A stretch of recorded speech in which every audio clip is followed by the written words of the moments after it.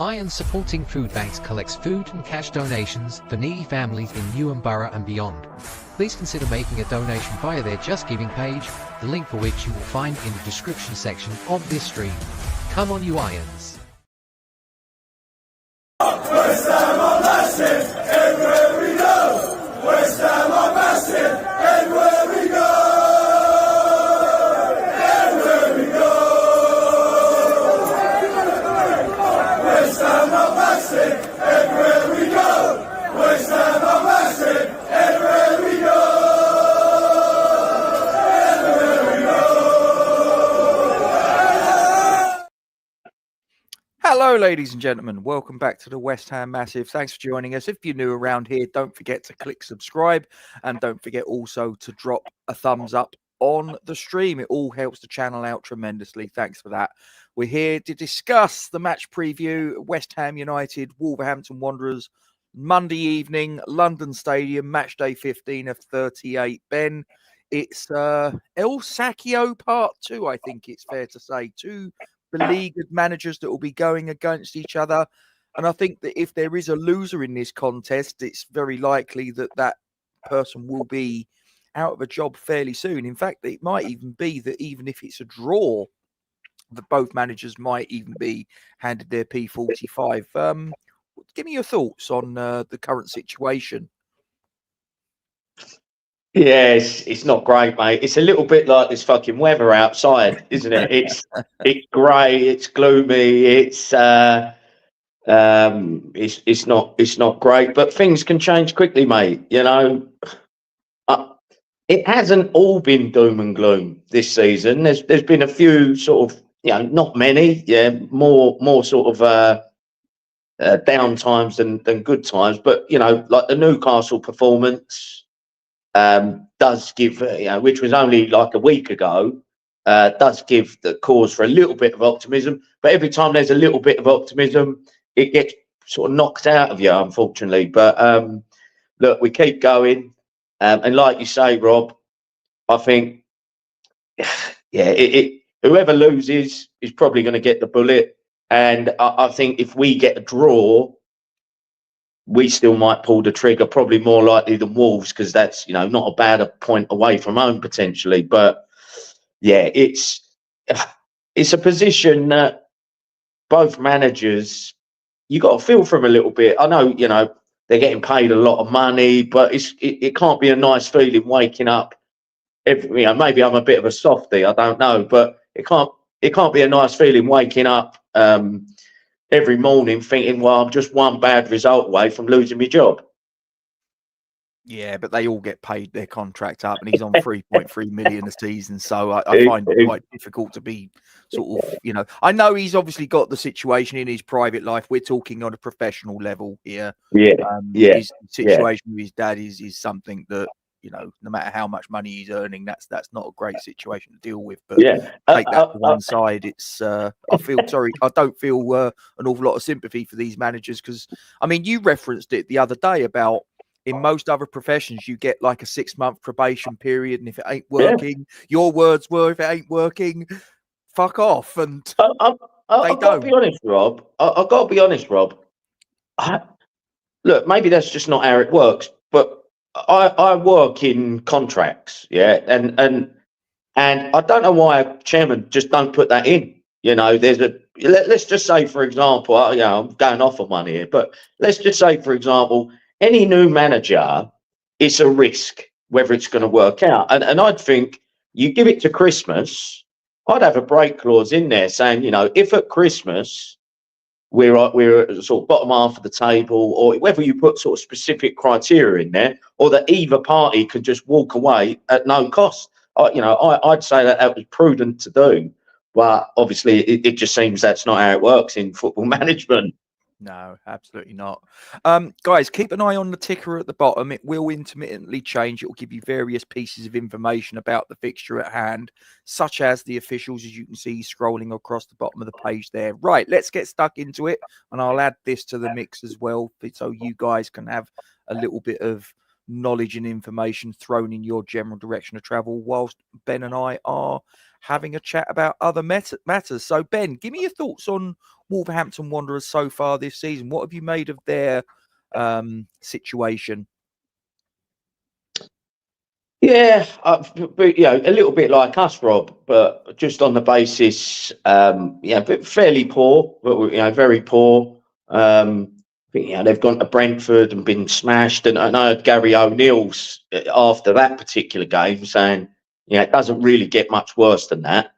And he's a good up and coming manager. Do you know what I mean? So I think it just goes to show, every manager out there has gone for a bad patch. Look at Guardiola at the moment. You know what I mean? Probably the best. Let's be straight. Probably the best manager, one of the best managers of all time. And it just goes to show that a little bit of a lack of confidence, anything can happen. But Wolves, what we got? They're below us, I think, in the table, aren't they? I think they had one good result the other day, when I think they smashed someone like 5-2, wasn't it? And Cunha got a hat trick. Do you know what I mean? But then the following game they'll get beat. So it's a little bit like us. But the difference between Wolves and us is that we've poached one of their best players. We was looking up, whereas Wolves are kind of always seem to be losing some of their best players. So it's a tough game for Wolves, and I hope obviously we give them a tough game. Yeah, I mean, they've obviously got one Craig Dawson who used to ply his trade in claret and blue, now plies his trade in the old gold. He didn't have the best of outings against Everton, it's fair to say, Ben. 2 own goals. Really? I've got to be honest. I've got to be honest, mate. Sometimes when West Ham are doing poorly, I kind of block football out of my life. Do you know what I mean? So apologies that I'm probably not as informed on that particular one. But look, how old is Dawson now? He's coming to the end of his career. Yeah. I'd still love him in the claret and blue, considering the situation we're in. Obviously, he's not. That was more for family reasons. But he's still a top player, old school centre half that you'd love in your squad. He might not be nailed down to play every week, but you just look at the situation with this Todibo, and the likelihood is if Dawson was in the squad, I'd probably have him starting for us. So regardless of those 2 own goals. Yeah, I mean, it's just Williams put a little point there. I mean, the notion to listen, everybody's got to do what they feel is right, William, and if you choose to do the boycotting, then that's entirely up to you. Me personally, that just doesn't sit right with me. As I say, it's a personal perspective, it's a personal choice. I've already paid my season ticket, so whether I'm there, whether I'm not, they're not going to get any more money out of me. I don't pay for the food and the drink in and around the stadium. I get my refreshments elsewhere, so they don't get my money through those. And like I say, me not turning up, well, fundamentally, they've already had my money. But everybody's got to make their own decision, William, and I'm not saying that I'm right. I'm not saying you're wrong. It's just that it doesn't sit right with me, that particular one. I mean, looking at that form, Rob, they was on a good little spell. Well, I say good little spell. I can't see because Collins put his text in there, but yeah, so, just sort of like just before I get move Collins' comment on. Sorry to hear that about your mate there, Colin, and hope he's on the mend soon. Yeah. Can you just go back to the previous page, Rob? Yep. Bang. There we go. So look, if you're a Wolves fan, you're saying those. Going back 5 games, they've had a draw against Palace, beat Southampton, and then a really great away win at Fulham, because Fulham are fucking good at home. And you if you're a Wolves fan, you'd have been thinking, oh, actually, yeah, we're on a bit of an upsurge. And then at home, they've been done by Bournemouth and then absolutely annihilated by Everton. But still, their form's better than ours. It's just baffling, Rob, isn't it? All of a sudden we had Everton and Newcastle. We've kept 2 clean sheets. So you're starting to think, well, defensively, are we starting to understand and get the shape? And then we've been absolutely annihilated by Arsenal. 5 goals in one half, which quite frankly, that's fucking league, that's Championship League One, and then had 3 shipped in against Leicester. We look so nervous at the back. I like Kilman. I really like Kilman, but he's looking, very short of confidence. Mavropanos is looking more like Kurt Zouma every time I see him play. He can't run, and I thought he was meant to be quick. But whatever we do, mate, we've just got what I think is a real problem for us. I know I'm stating the obvious here. It's these early goals, Rob.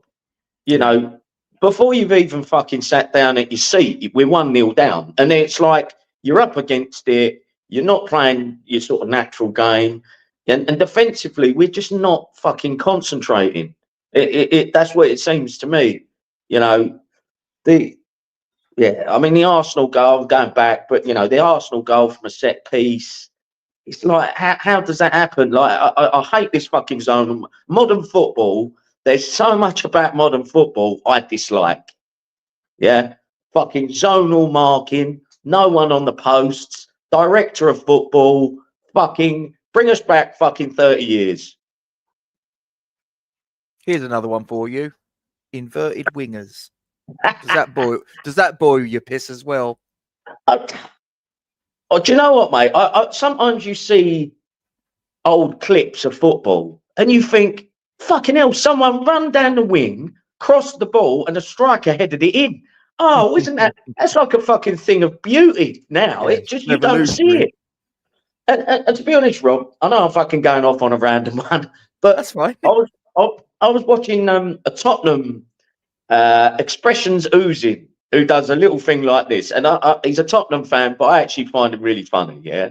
And he was saying a similar thing. He was like, all these inverted fullbacks, and he said, "Fucking hell!" He said, "The doggy's in the middle, Porro's fucking in the middle of midfield."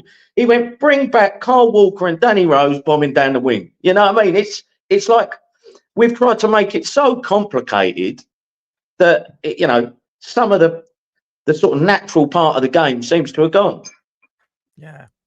Yeah, I'm with you there. We could be here for some time, talking about some of the modern changes that have gone on in football, like a couple of old gits wittering on. Yeah. Okay, fucking Saint and Gravesy. Yeah, it's a funny old game. Probably there's some people watching that maybe don't remember them, but the older ones will. Tell me about Wolves. Obviously, they're in a bit of trouble, it's fair to say. However, is there any one particular player that you feel is their star man so far this season? Yeah, Rob, I'd say probably that Matheus Cunha. That he looks a threat. He looks energetic, lively. I think he looks like he knows where the goal is and quite a clinical finisher. And I just, if only we had someone like that on that form during the week, we probably would have won the game. But that is what it is. Look, they've got good, talented players, but they're obviously not playing as a team, much like us. So look, on it's one of them, Rob. We can't give them the chance to get their game flowing. We've got to come out. The fundamental is we've got to keep tight for the first 20 minutes. Yes. Just fundamentally keep it tight.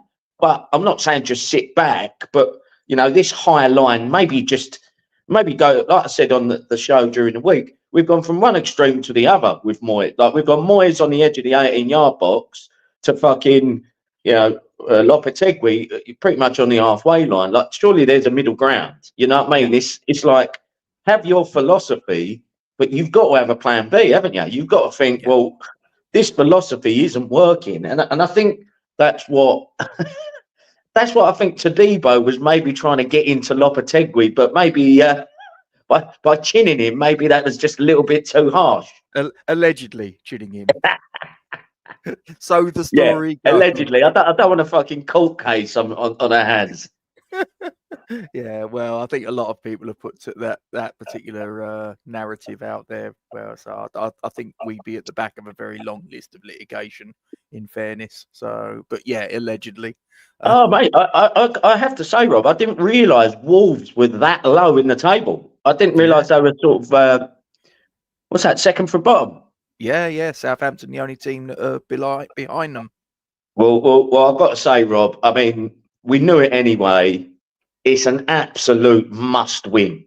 If we don't win, you've got to really, regardless of anything, you've got to say, look, come on, like it's just not working, and we can wait and wait and wait, but it's an absolute must win, Rob. And I'd get a feeling we will win. That's what I would be tempted to put out against Wolves. Now, whether the manager actually does that or not, but and it all hinges on, will Todibo and Lopetegui kiss and make up, or is the story that's come out saying that he's gonna, he's not gonna play for the club again? I don't know. I see your comment there, Damien, about Fulkrug. Well, he's a goal scorer. He's a goal scorer. We need goals.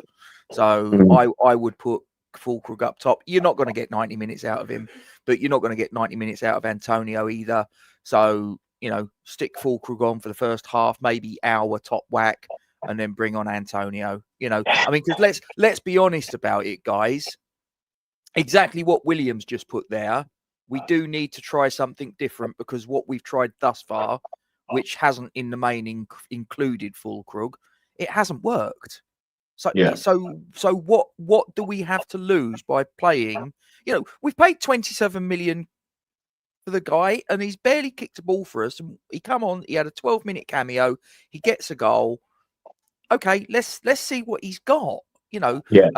Back four, like I say, Todibo is the question mark.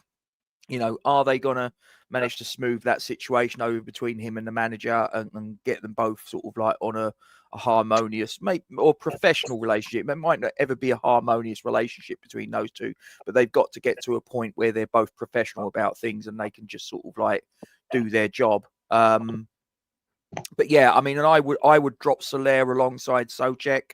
I would have Somerville bombing down the left. I'd have Bowen on the right. That one takes care of itself. And I would have Kuda central. I would drop Paqueta, and that would be what I would go for.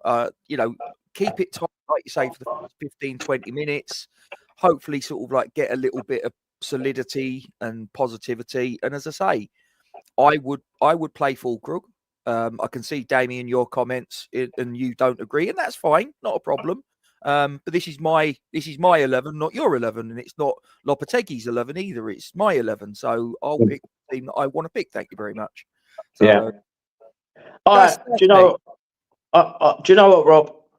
Mine wouldn't be a million miles different. Go for it. I think Welcome. I would go pretty much exactly the same, but I mean, I've been calling out to play Kudus up front for a long time. Yeah. He's strong. He's quite good in the air for somebody who's not that big. He's quick. And he's tricky, and he's clinical in front of goal most of the time. Yep. I would swap Alvarez and Fulkrug. I'd bring Alvarez into the midfield just to try and keep it tight. But I would definitely give Fulkrug some minutes. Slightly more than what he had during the week. I really felt we were first half, the second half against Leicester. I feel the subs took the wind out of our sails, and Paqueta, Antonio didn't really work for me. I know they're two sort of big names, and they should be, you'd think they should be in the team. So I'd Alvarez in front of the back force, and with Soler and Soucek a little bit higher. I wouldn't have Todibo, even though Mavropanos is playing like a cart horse. I thought you were about to say something else beginning with C there. No, it's a bit early in the like day that for that. As well. Yeah, it's a bit early in the day. I don't know. We got a problem at centre half, Rob. Like I said before, letting again Ogbonna and Zuma go is not looking a shrewd decision. But, we needed an overhaul, but letting all three go when, and bringing in two new ones. Tadibo, look, if he's had a Barney with the manager, I can't see it really working out.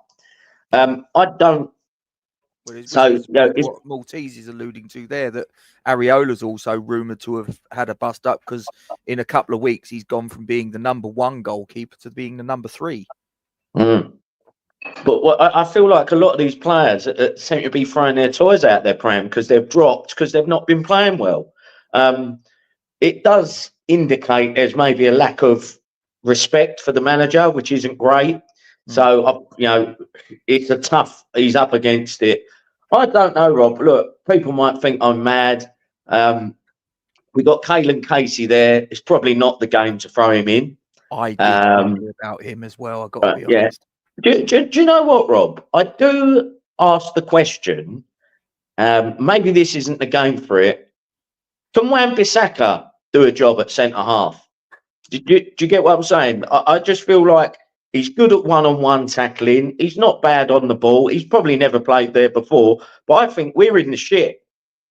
It's centre half wise. If Tadebo's banished, and Mavropanos and Kilman, regardless of how they play, they're still going to play. Do you know what I mean? It's like I feel like Wan-Bissaka might have the attributes to do a job at centre half. Probably not the game to do it. And we know that Kufal is an able player. He done all right. So yeah, didn't have a great game against Leicester, mate. I got to be honest. I don't think I'd be too keen on. I've wondered about Wan-Bissaka at centre half. I got to be honest, and I did wonder about maybe involving Caelan Casey, but I do sort of think, is this the right game to sort of bring him in? But I'm like, I'm not too sure. Kufal did not have a great outing against Leicester. It has to be said. I just think, Rob, look, Kilman and Mavropanos haven't looked great the last couple of weeks.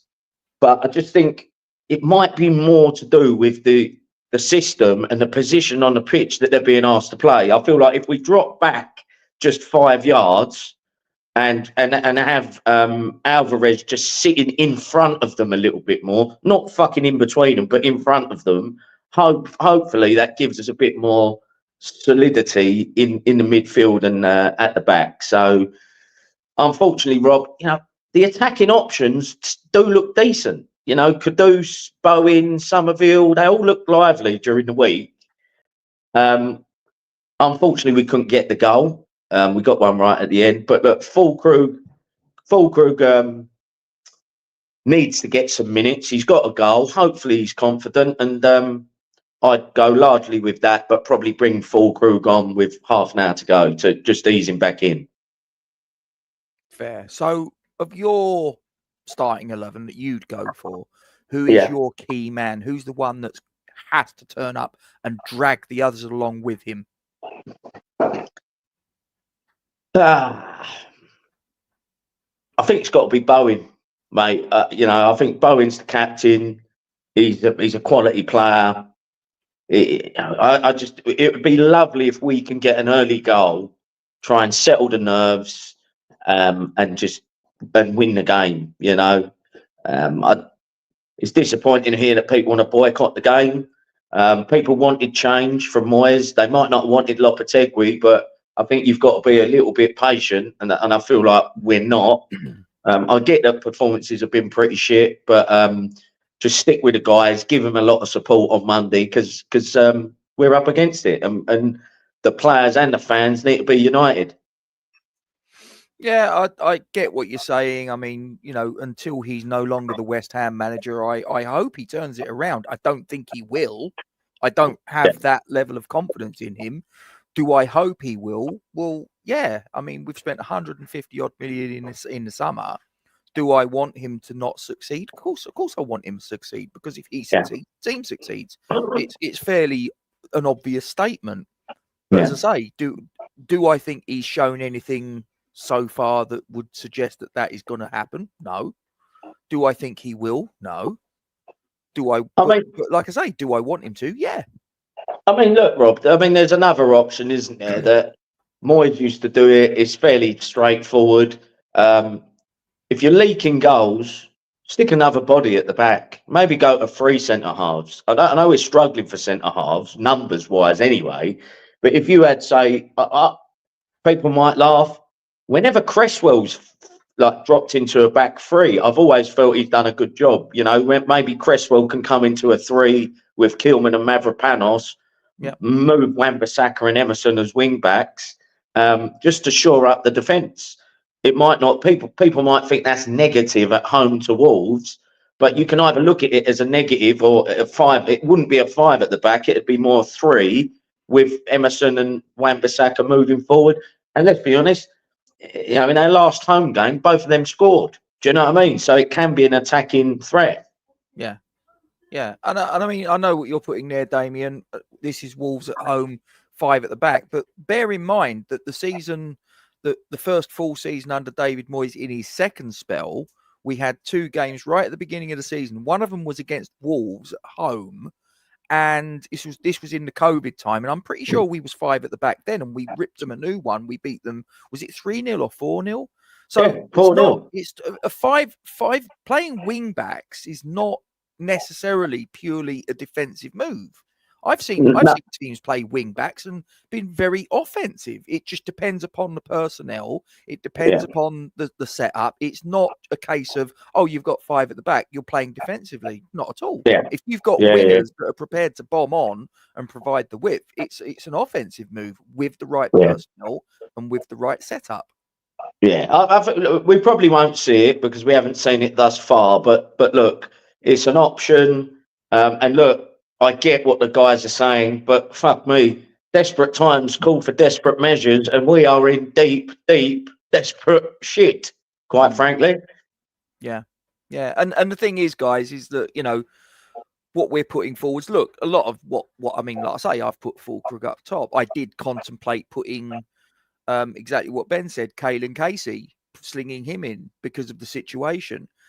I got to be honest, I think that, you know, a lot of these things might seem, well, you know, why are we having to do that? But it's like, well, because what we've tried thus far, by and large, hasn't worked. Yeah. And sometimes you have to roll the dice, and sometimes you have to try something else. Yeah. I mean, look, Rob, I think we're talking about Caelan Casey because we both love a youth team player. We'd love to see it. I mean, this is a lad who's not actually ever started a fucking senior football match. So I think it's the right call that we've said, don't throw him in, because it could be a bloodbath if they did. But yeah, I think that's pretty much the team we've got, Rob. I mean, the guys in and around on the sub bench. We've, you know, you and I have been calling for Ings, even though we know Ings isn't the long-term solution, but we was crying out for him because he'd nicked a goal when he come on. But let's be honest, he was fairly poor, wasn't he, in the first half during the week? Yeah. And which Lopetegui probably knew that, and that's why he hadn't started him up till then. Yeah. So I'll get my, because I sort of asked you your key man in your lineup. My key man will be Max Kilman. I think he started the season well, but the last couple of games he's dropped off dramatically.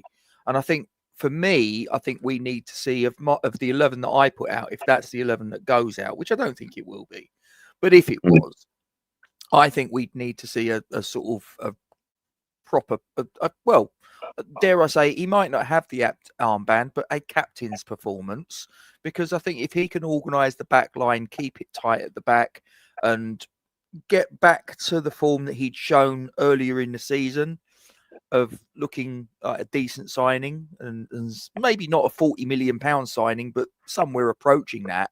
If we can get that sort of performance out of Max Kilman, then I think that provides a very solid platform onto which you can build, hopefully, a performance, and then the result that the club needs. Forget about Julen Lopetegui. It's not about getting a result for him, because I know that there'll be some people that will actually want, and this is the thing that I scratch my head at and sort of go, I can't understand this, is there will be people that will actually say, I hope we get beat because then it'll mean Lopetegui gets a sack. And I'm like, we can't afford to throw away 3 points at home against a fellow team that is down in that reaches of the Premier League. We just can't. I agree, Rob. But look, everyone's different. So look, can I give you my score prediction? Please do. I'm going to say it's a 2-0 win to West Ham. I mean, I did think we beat Arsenal, so my predictions have been known to be fairly off the mark, shall we say? But look, we're at home against a team that's second from bottom. We need a win, and I'm hoping that we can get one. So I'm going to say 2-0. Could do some full Krug off the bench. I'm going to say 1-0. I don't think it's going to be the most convincing of performances. And I do honestly think, as I say, I want the manager to succeed, not because I like the manager, but simply because he is the West Ham manager. And if he succeeds, the club succeeds. Very, very simple. Yeah. Do I think he will? Probably not. I think that in all likelihood, what we've done is we probably kicked the can down the road. I think that the mere fact, if the stories are to be believed, that there were conversations between the club and another manager where an offer was made of a 6-month contract, the mere fact that they've had that conversation probably tells you what you need to know, and that the club don't believe that he is the guy. So it's a matter of time before, unless, of course, there's some miraculous turnaround in form in the next couple of games. Yeah. But I don't see it. So they've already decided that he's not the guy. So why prolong the agony? That's not fair on him, with professionally and in his personal situation. I don't think that that's right. So if you know that he's not the guy, fuck him off, get him out. And if that means you need to put an interim in for a game or 2 games or whatever, whether that's a Mark Noble and Kevin Nolan combination, whether that's Kevin Keane, whatever, just sort of like, why prolong the inevitable? I just don't really see the point. And as for the fact that they've gone to another manager, and like I say, people think that it's Graham Potter, but I've also heard another name mentioned as a possible that they approached, and that was Max Allegri. Now, I don't know whether that's a load of old bollocks or not, but I'm led to understand that David Sullivan is not a fan of Graham Potter, but he is a fan of Max Allegri. But the thing with Max Allegri is, by all accounts, he would demand double the wages that Lopetegui's on. He's on 3.3 mil. Max Allegri apparently wants 6.6 mil. And there's no way that a manager of that standing is going to come in and go 6 months. Oh, yeah, I'll do that. No chance. So lack of ambition on the part of the owner. Well, yeah, I think it's fair to say, it's easy to say that, Rob, but we've just spent 150 million in the summer. I think the owner, they've got their faults, but I actually, I don't know. They've parted ways with a lot of money. Let's see how we're doing the analysis of the game, and that'll be a bit clearer as to whether we're going to be looking for a new manager or not after the game.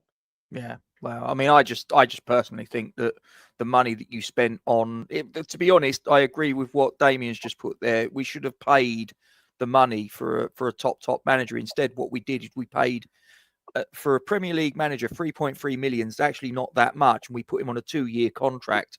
And that, to me, I just sort of think, well, you're doing it on the cheap. You might, I would have rather spent more money on a manager and spent less money on transfers, because if you get the manager right, everything else follows from there, doesn't it? Yeah. No. I agree. I know what you're saying. But anyway, any final thoughts before we knock it on the head, bruv?